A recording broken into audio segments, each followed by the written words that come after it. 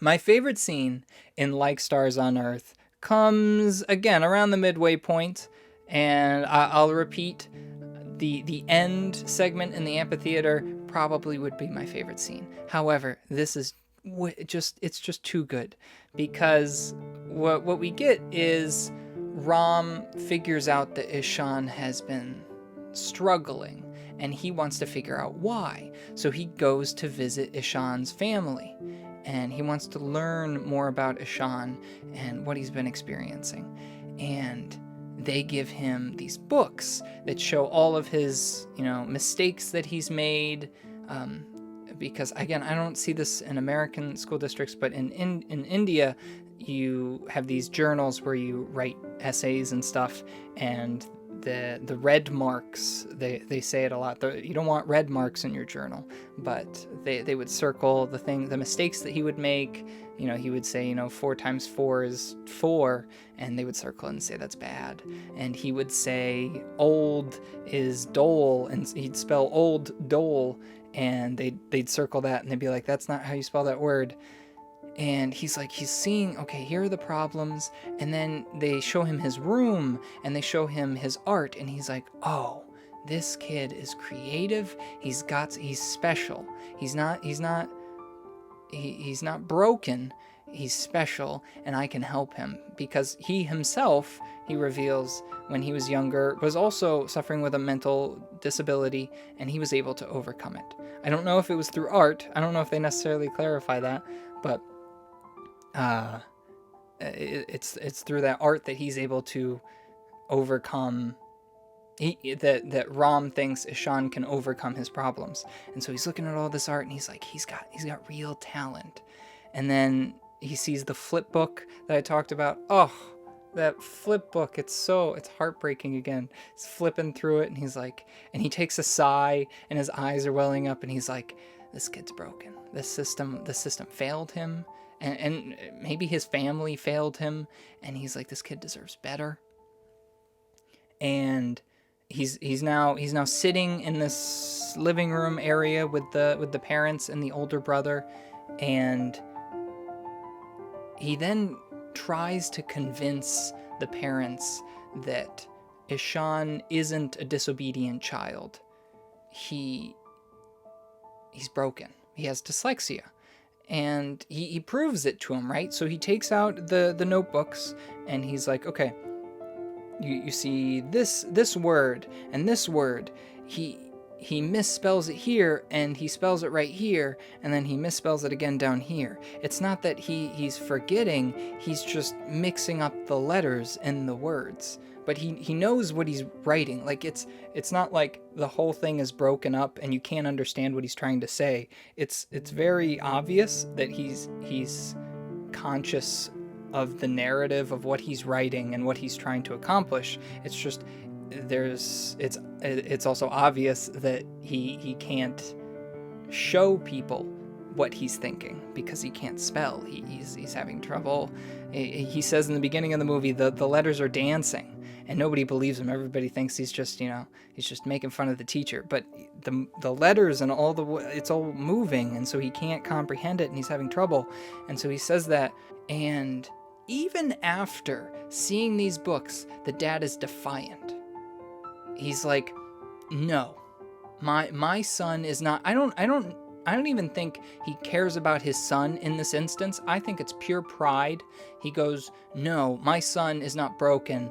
He can fix himself, or we can fix him. He doesn't want his kid to be special in a bad way. He wants to be able to, talk to the other parents and say, my kid is better than yours, which is what he can do with his eldest son. His eldest son is super smart. He's on the tennis team, and, he's proud of his older son because he's excelling. And it's that cultural thing that I feel like he can't accept his son because he's not excelling. His son isn't good enough because he can't be better than the other kids. And it's heartbreaking again, because Ram's, his eyes are tearing up, because he's like, you need to drop that. It's not about your son being better than others. It's not about you. It's about your son getting what he needs. But the dad's not getting it. So he breaks down another exercise. He finds this box that's like a game that the family bought, and there's a bunch of Chinese lettering on the box. And Ram points at the lettering. He says to the father, read this box. Read what it says. And he says, I can't. And he's like, no, read it. Read what's on it. He's like, I can't. It's Chinese. And he's like, are you being disobedient? Are you trying to make trouble? Read the words on the box. And he's like, I don't know what. And then it starts to click, and he's realizing, he's like, I can't read it. And Ram just sort of stops. He takes it down. He's like, that's what your son is experiencing. He cannot do what you want him to do, no matter how hard he tries. And that's when he explains the idea that Ishan is acting out because he feels uncomfortable with people understanding that he's broken.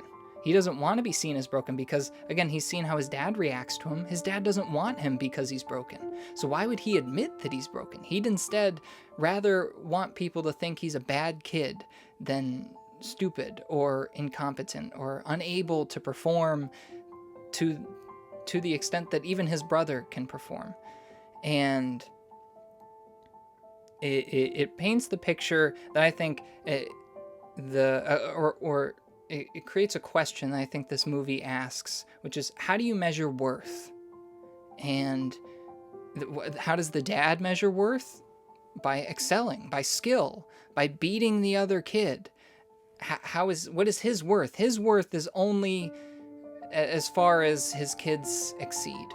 And if one of his kids fails, how does that reflect on him? What's his worth if one of his sons is disabled or unable to excel?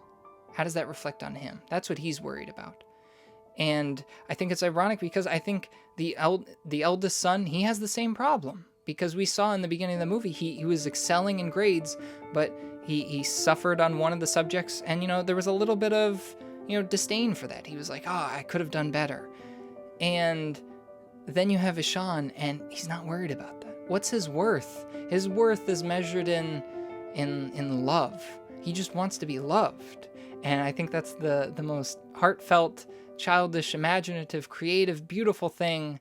And I think that a lot of people would have a better life if they're focused more on loving others and loving themselves than focusing on exceeding expectations or beating other people, because it's just a never-ending cycle of feeling beaten down. And that's what we see with Ishan, because before he meets Ram, he's dead inside. And they even feed the seed of like, maybe he's going to commit suicide or whatever. An 8-9-year-old kid contemplating suicide. And that's terrible. All because this society, his family, has taught him that in order to have worth, he needs to be better than anyone else. He needs to exceed expectations. And if he can't do that, he's worthless. And I think it's sad, but it's realistic. I know that happens. And that's why I like this scene, because I just think it perfectly sums up what this movie is about, the questions it's trying to ask, and the acting isn't too bad either. That's all I got for this episode. Thank you guys for watching. Thank you for listening. Dan, thank you for recommending this movie. I didn't know if I would like it. I didn't mind it. I thought it was all right. So thanks. Check me out on Instagram and Facebook, Film.TalksOfficial. I post every Tuesday and Thursday trivia, and it kind of, builds conversations about movies that I might do on my future episodes. So if you comment on those, I'll mention you in the podcast episode. And, your comments will help fuel conversation for me in my episode. So it's always very appreciated. And then on Saturdays, I post a little teaser for the episode that I release every Tuesday. Every Saturday at 8:00 a.m. I usually post it. So, thank you all for listening. I hope you all have a great week. So long.